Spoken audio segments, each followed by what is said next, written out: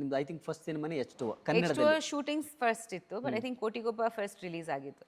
ಹಾಂ, shooting first H2O. Shooting H2O ಸ್ವಲ್ಪ ಜಾಸ್ತಿ ದಿನ ಶೂಟಿಂಗ್ ಇತ್ತು. ಬಟ್ H2Oದು ಸ್ಟಿಲ್ಸ್ ನೋಡಿ ವಿಷ್ಣು ಸರ್ and ನಾಗಣ್ಣ ಅವ್ರು ಇಷ್ಟಪಟ್ಟು ನನಗೆ ಕಾಸ್ಟ್ ಮಾಡಿದ್ರು. ಓಕೆ. ಸೊ ಆಕ್ಚುಲಿ ನನ್ನ ಫುಲ್ ಡೇಟ್ಸ್ H2Oಗೆ ಕೊಟ್ಬಿಟ್ಟಿದೆ ಆಗಲೇ.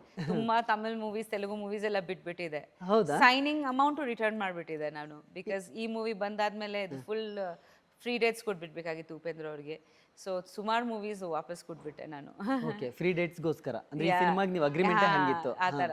ಓಕೆ. ಸೊ ಇದು ಒಂದು ನಾನು ರಿಕ್ವೆಸ್ಟ್ ಮಾಡಿದೆ ವಿಷ್ಣು ಸರ್ದು ಮೂವಿದು. ಸೊ ಉಪೇಂದ್ರ ಅವರು ಕನ್ನಡ ತುಂಬ ಅಭಿಮಾನಿ ಅಂತ. ಸೊ ನಾವು ರಿಕ್ವೆಸ್ಟ್ ಮಾಡಿದಾಗ ಸರಿ ಇದು ಮಾಡಿ, ಇನ್ನು ಜಾಸ್ತಿ ಡೇಸು ಇರಲಿಲ್ಲ ಇದು. H2Oದು ಆ್ಯಕ್ಚುಲಿ ನಾವು ಐ ಥಿಂಕ್ 2 ಲ್ಯಾಂಗ್ವೇಜ್ ಇತ್ತು ಅವಾಗ, Tamil Kannada. Such a big movie. I think ಆ ಟೈಮ್ನಲ್ಲಿ ಅದು ಪ್ಯಾನ್ ಇಂಡಿಯಾ ಥರನೇ.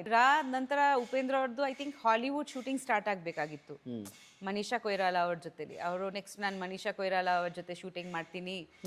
ಐ ಥಿಂಕ್ ಮನೀಷಾ ಅವ್ರದ್ದು ಡೇಟ್ ಏನೋ ಇಶ್ಯೂ ಆಗಿತ್ತು.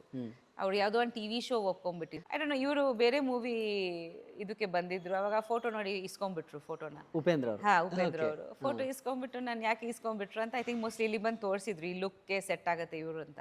ಆಮೇಲೆ ನಾನು ಈ ಥರ ಒಂದು ಪ್ರಾಜೆಕ್ಟ್ ಮಾಡ್ತಾ ಇದ್ದೀನಿ, ಬಟ್ ನನಗೆ ಅಟ್ಲೀಸ್ಟ್ 1 year ಡೇಟ್ಸ್ ಬೇಕು, ತುಂಬ ದೊಡ್ಡ ಪ್ರಾಜೆಕ್ಟ್ ಇದು ಸ್ಟಾರ್ಟ್ ಮಾಡ್ತಾ ಇದ್ದೀನಿ, I want to cast you ಅಂದರು.